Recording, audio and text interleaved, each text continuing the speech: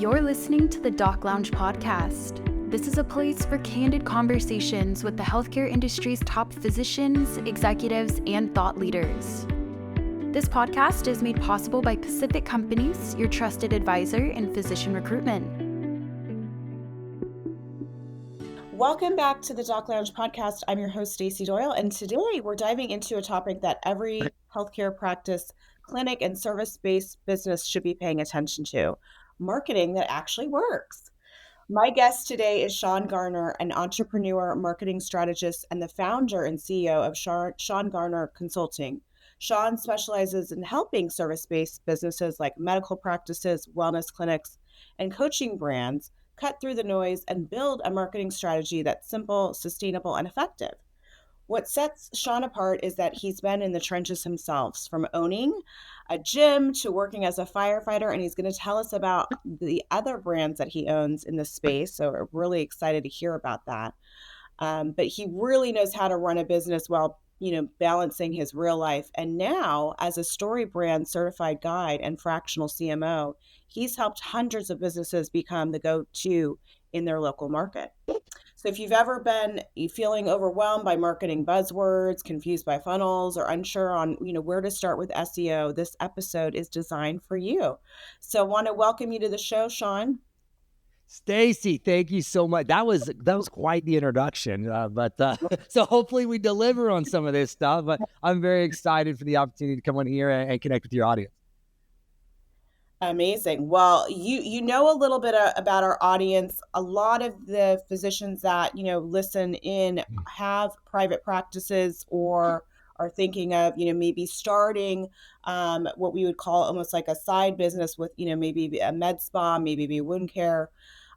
So give us a little bit of what's kind of, you've worked with a ton of businesses. What is one mistake you're seeing people do once they just are trying to launch their business or brand?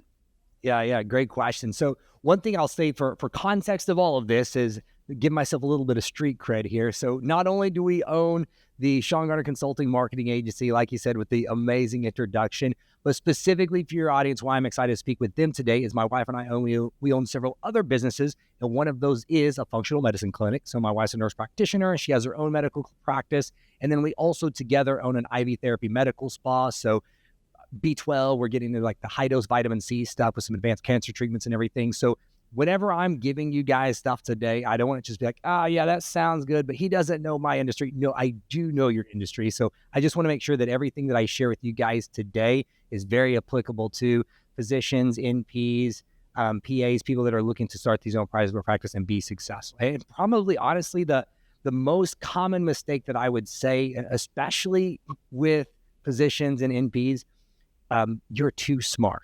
And so when you go to start creating your marketing material, you're thinking very clinical. And a lot of times, because if you think about it, if you're coming from like the insurance-based world into your own private practice now, you really didn't have to do as much marketing because people would just look at their insurance. They're just going to go to the physician that's recommended in network. And so you didn't have to think about how to talk about what you did. It was very clinical because the only copywriting that you would do is you're filling out your patient reports and your EMR and stuff. So you didn't have to think about how you're actually going to talk to patients to get them into your practice. And so whenever I see physicians, NPs, they want to start going on their own, create their own private practice. When it comes to the messaging, there's a big disconnect because they're trying to think clinically and things that people may be speaking from a clinical term, but they don't think about the actual words people are using. And, like, man, I'm just really struggling with fatigue lately, or, mental exhaustion, or, something just feels off with my energy. And the customers or potential patients are looking for those things.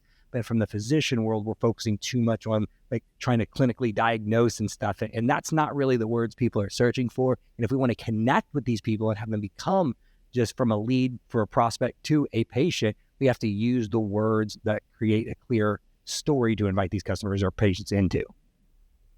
Great advice. And yeah, I definitely think, like you're saying, we know everybody that is a healthcare professional is, so smart and really they may be focused on like those clinical terms and just, because they're in a clinical setting all day. So what are some things that you've seen kind of work and break through, thinking now specifically about private practice, and then we'll kind of pivot over to some of these additional clinics that we were talking about. Yeah, absolutely. So the main premise, and I would say foundational thing that everybody needs if they're going to be successful with their marketing of their private practice is understanding the concept of a sales funnel. So with our agency, we always say that we help you build, fill, and optimize a sales funnel. And that term, I think, needs a little bit of clarity, because with rise of popular software platforms like ClickFunnels and High Level and some of these other tools, people associate a sales funnel with a specific software platform or a style of website. And when we say sales funnel, that's not what we mean. What we mean is a relationship building journey, from taking somebody from a prospect all the way to a super fan patient for life. And so part of a sales funnel is going to be the messaging, the words that you are using to invite customers into your practice. The second part of a sales funnel is going to be your website. It needs to be structured in a way that clearly communicates the problem that you solve, how you make your patient's life better, and what they need to do to get started with you. The third thing that it needs is you need to have some type of lead generator on your website. So when somebody lands on your website for the first time, they're not going to be ready to, schedule their first appointment or become a patient immediately. There's going to be something that we need to help position you as the proper guide or expert for them, so they can opt in. You see things all the time like ebooks or webinars, mini courses and stuff like that, where people can put their information in. So then you and your sales team, your front office, can follow up with them. And then it follows them up with an email sales sequence to, again, position yourself as the guide to help these patients resolve the problems that they're dealing with. And so that's kind of the foundational thing that you need. And then once you have that, that's whenever we can look at filling that funnel with things like search engine optimization, Google, content on Google, social media, paid ads. And then once we have that, we can look into third phase, which is optimizing it. Okay, well, what emails are getting people to actually come and become a patient? I know this is a huge headache for so many practitioners. Is, well, how do you get them to actually show up to their appointments, especially their first appointments, if there's no type of a down payment or membership model or anything like that you're running off of? And now with the rise of AI, there's tons of things that we can use to help automate that whole process for you. But honestly, Stacey, it all revolves around that process of you need to have the sales funnel in place, so that way you're not just wasting money on marketing that doesn't work and sending people to a website and they're just, the analogy I use is like filling up a bucket with holes in it. You're sending people to this thing, but they're just pouring right out because you don't have this system to take somebody from a prospect all the way to a super fan patient for life. Great insights and advice there around building a funnel. And it might be, kind of new terminology for physicians listening. So I really appreciate you breaking that down. And I think I want to get your thoughts, hearing from other, obviously you've helped a lot of physicians or PAs and MPs when they're thinking of pivoting and making, private practice or expanding to a clinic. Are they really setting aside the right amount of resource in terms of, getting somebody like you, an agency on board, and setting aside a certain amount of marketing budget? What do you recommend? Because I don't want anyone jumping in blind and not realizing, kind of that commitment there. Yeah, great question. And I think that this is something that, again, would almost be the curse of knowledge with somebody that has high level degrees or high level of value that they've provided in the real world when they're trying to go digital. So one thing you have to realize, let's say you've been working in an ER setting or something like that for 20 years as a doc. And now all of a sudden you're finally going to go out on your own. You want to start your own, whether it be urgent care or you're going to do like a membership-based primary care service, and you're finally going out on your own. Well, whenever you go out on your own, let's say you even build a website, you got a neighbor, oh, he's going to do it for me. Well, this is what you got to realize. When that is set up, if it is not set up properly, Google knows nothing about all the things that you've done in the real world. So in the eyes of Google, you are a brand new doc out of med school. It doesn't know all the experience and everything that you have. And so I think that what I would encourage physicians and everybody to know and understand is, just because you've been successful in a clinical setting now and you're trying to go out on your own, just because you've built a website doesn't mean they will come. I joke, like Field of Dreams is a great movie, but a horrible marketing strategy. Like if you build it, they will not come. So you need to make sure that whenever it's built up, one of the things that, bragging on us at our agency that I think that we do well is not only do we just build beautiful websites, but we also help you with the words and the messaging. So we write all the words for you, obviously in partnership with you to make sure that it tells that clear, cohesive story. But we're also using the words that your customers or prospective patients are typing in Google so they find your website. But more importantly is we're making sure that your website is actually structured in a way that Google likes it, that reflects your authority. So like I said, in the real world, you've got tons of experience. Well, in the eyes of Google, if your website is not structured in a certain way, and this is what's called search engine optimization or SEO, it makes it look like you could have a practice with like a broken front door or busted out window. If a patient was pulling up to your physical location and it had those things, they're not going to have much trust in you. And the same thing can be done with your website, especially whenever somebody's setting it up that doesn't understand these things of what Google's looking for. So that way they can have that trust with you. And Sean, I'm sure you are seeing some of the trends and pivots within search with, now ChatGPT, all the natural language models. So tell us a little bit about that. How are you helping clients navigate that? Yeah, great question. So right now there's a huge buzzwords with LLM and these language models and answer engine optimization and AI search and everything. A few quick stats that I will throw out is right now, the majority of the searches, now this will change, but right now, the majority of the searches that are happening in those language models like ChatGPT are more like, in this setting, WebMD-esque. It's people that are looking for questions. They're not looking for providers or anything. The people that I think last stat I said was only like 3% of the searches that are done inside of ChatGPT are actually commercial related or commercial intent. So where it's somebody looking for a practitioner or a service provider in their area, they're typically going on there like, hey, I'm struggling with fatigue in the morning. What are some things that I could be struggling with? And they're almost using it as like a WebMD to self-diagnose and not because they're looking for a practitioner. However, that will eventually change. And as of now, also these language models, how they are getting and sourcing their information is from something that's called Common Crawl. And so imagine Google sending out all these little bots and all these other web providers sending out all these little robots and stuff to scan the internet and find out what it's about. Well, these language models like ChatGPT and stuff, they don't want to redo all of that work. So they are still sourcing their information from there. So even if you went to ChatGPT and you said, give me the top 10 functional medicine providers in Tulsa, Oklahoma, it is still sourcing that information from Common Crawl. So it is pulling those results. If they're doing well organically in search engines like Google and Bing and everything, they're still pulling that information in there. So from a search perspective from your website, that's why SEO is still important. But I've seen lots of people, especially in my industry, that are talking about like SEO is dead and stuff. I don't think it is, and I don't think that it's dying, but I think bad SEO is dead because at the end of the day, people are still searching for something, just the platform is shifting more from Google to these AI models, and we still need to optimize our website and our content to be seen on those.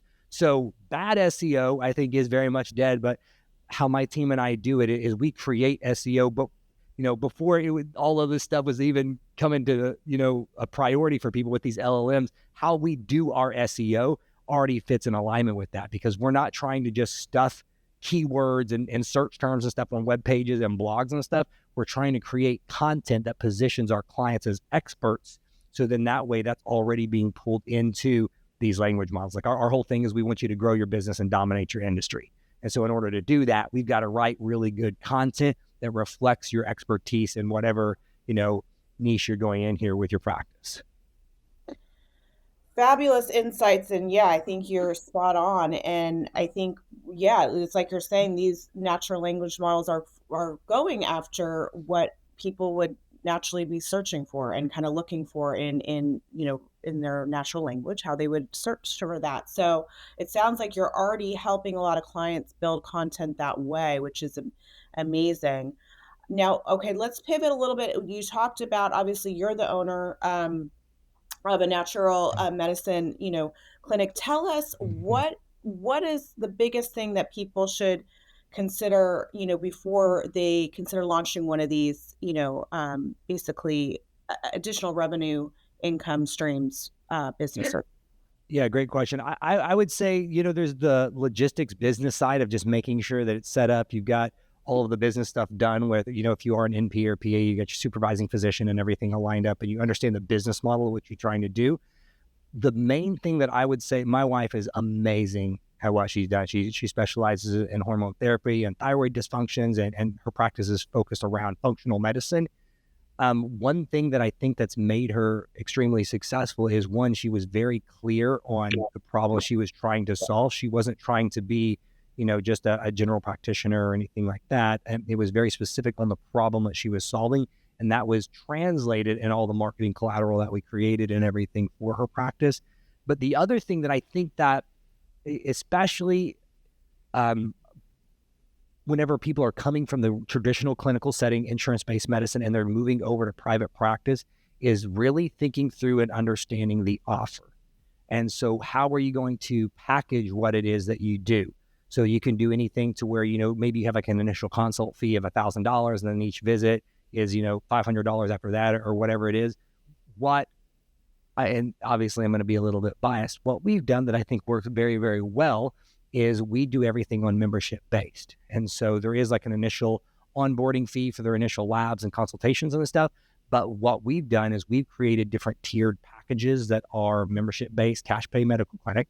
And so that helps from one standpoint from patient longevity. If you're not just having them come in and paying several $1,000s for an initial consult, and then maybe they don't see you again for another 8, 12 months, depending on what type of medicine that you're practicing. But it helps with that reoccurring revenue model. And so each month we're able to structure everything around that offer. And so what your finances are going to be. So it helps a lot easier whenever you come to budgeting, hiring staff, everything else that you do. But really, I would say solidifying the messaging around the problem that you want to solve and creating a really solid offer. So then all of your marketing can be built around that stuff.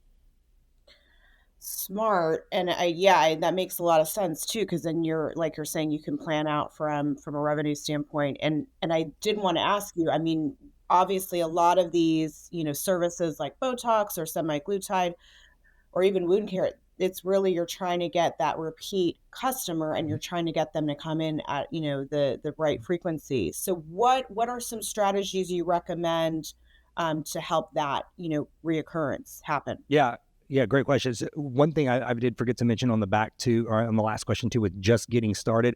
One thing that we did with both of our businesses that's very unique and that you're able to do in the digital world is you can actually buy up and start owning your real estate, digital real estate, if you will, before the clinic actually opens. So we've done this with both of our medical practices. Plus we had another local medical spa ended up hiring us to do their marketing. We did the exact same thing for them.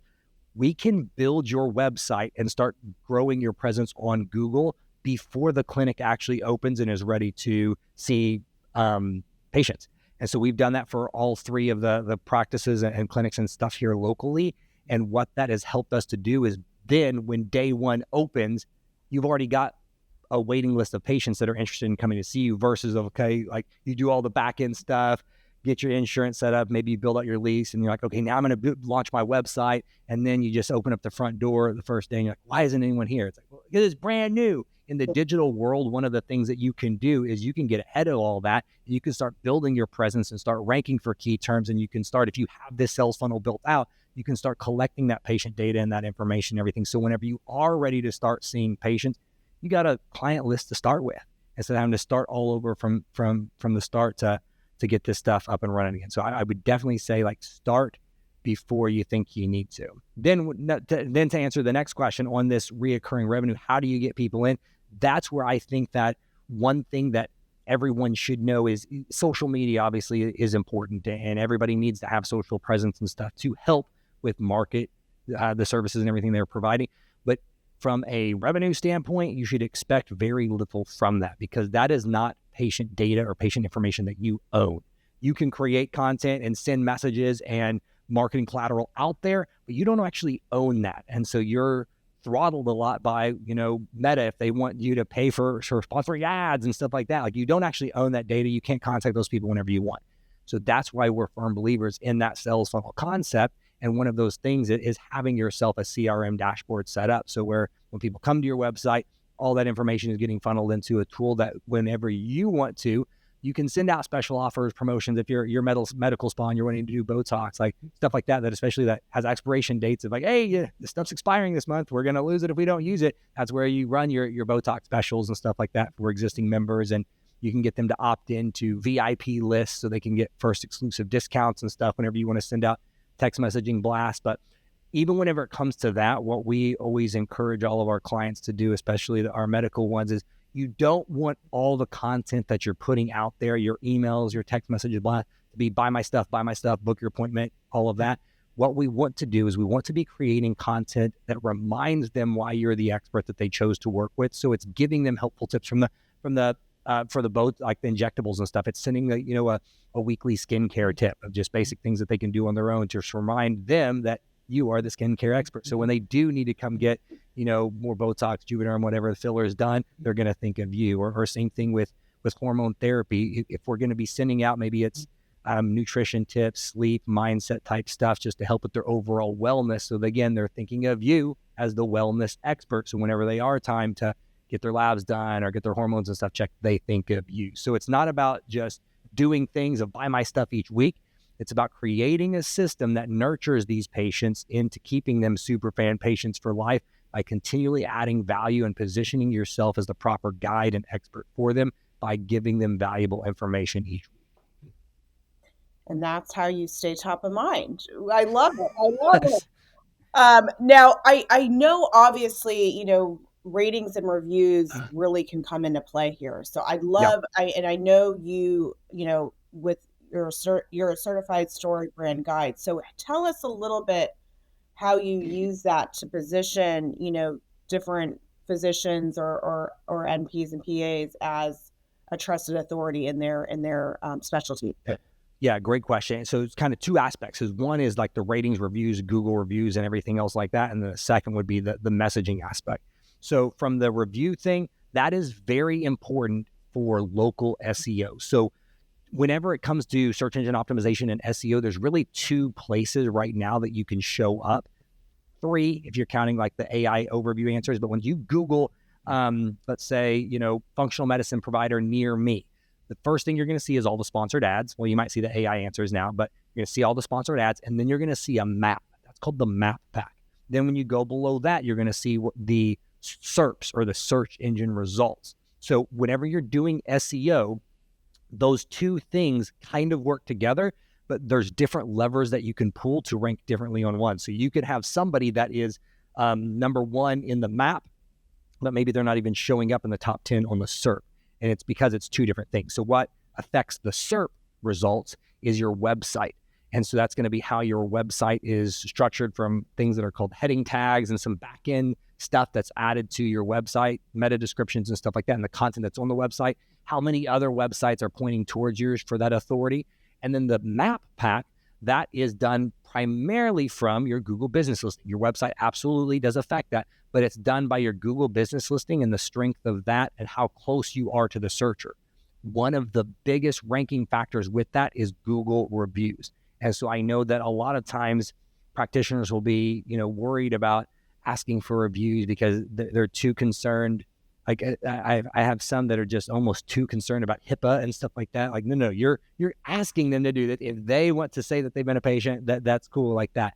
But what we typically do to help our practitioners with that is we'll automate that. So typically we'll do a certain check-in point. So it's like, depending on how the practice is set up, if it's something like an injectable med spa or something, we'll have that be fire off the automation to where as soon as somebody leaves and does their first appointment, they're going to get a series of asks with some, we typically ask 3 times, 3 days apart each one. So you're asking them 9 times or 3 times in a series of like 9 to 10 days. And that's been very successful. And then if it's a longer relationship, like my wife's practice, for example, what we do is we plug all those people in different like quarterly intervals until we know that they've confirmed a review, and then we don't ever ask them for a review again. Because especially with stuff like that it's a slower process. It's not like an injectable where in a week or two they're going to be able to see the results on their face with the Botox and stuff. But with more traditional, like functional medicine type stuff where the results are typically seen longer. We want to drip that stuff out over time to continually remind them, hey, remember how much better you're feeling now? We would love a great review. And that's another thing, is when to ask. Is obviously the point of sale is very important, but anytime you have a patient thanking you for the service or telling you how much better they feel, look, whatever the problem is that you solve, that's initially when you want to ask that review right there. But it's about having a system set up to where it is automated, because I know I love our staff, but like our nurses, they get busy and stuff. And so they're not always going to remember to ask. So we do want to have that process automated, because we can't just rely on people just when they feel good about it or think about it to go and leave those reviews. And then to answer about the messaging standpoint, that's one of the things that we do is whenever we start working with a provider, is our first kickoff call with them is really kind of diving in and asking them questions about the type of medicine that they want to practice or the type of experience they want to provide, so we can help to craft this story. Because with Story Brand, there are 7 different talking points. It's your customers or your patients. They want something. There's a problem that's keeping them from getting what they want. And then so that's where you have to position yourself as the guide with empathy and authority to show that you understand what it's like to have that problem so they can stop dealing with it.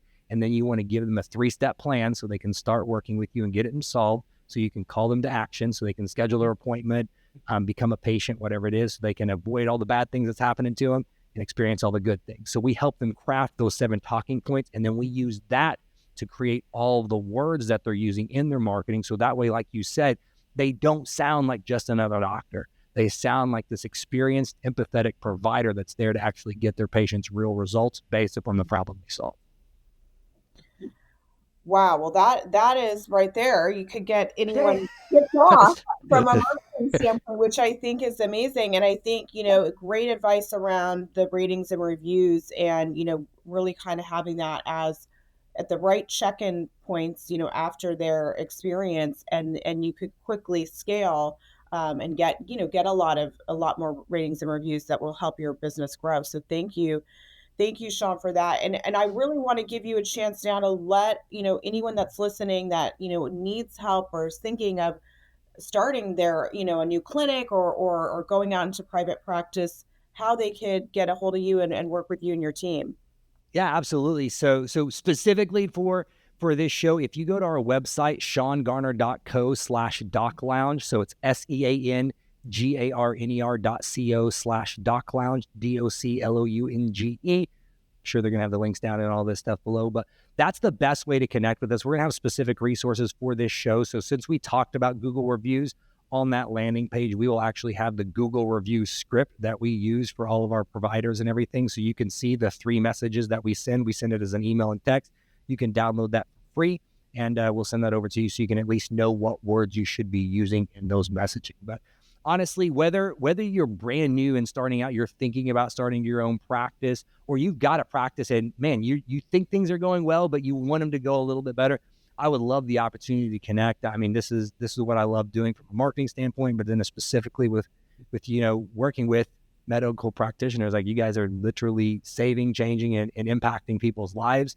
And how unfortunate is it if you are not able to serve and reach the people that you are called to serve solely because you have bad marketing? That's the whole reason I honestly started what I did. Is I was in the fitness industry. I had tons of experience, but I had people that were, lack of a better way of saying it, looked really good in a bikini and post an Instagram picture, and we're getting all these clients, but they had no real knowledge or experience. And so that's why we created this agency. That's why it's been an honor, Stacey, to talk to you and your audience, because everybody that's listening to this, they obviously are called to serve and to help, and they help heal people. And so we would love to help you be found by your people that you're supposed to serve. So go to the website, seangarner.co/doclounge. Check out the free stuff. If this sounds interesting, love to schedule a call with you and see how we can serve you. Thank you so much for that, Sean, and those free keywords. Hey, please take them up on that. That sounds amazing. So thank you so much for your time. We really appreciate it, and hoping you can help change a lot of physicians, like you're saying, that are serving everybody and make their practices grow. So thanks, Sean. Appreciate it. Thank you. Thank you to all of our listeners. If you would like to be notified when new episodes air, make sure to hit that subscribe button.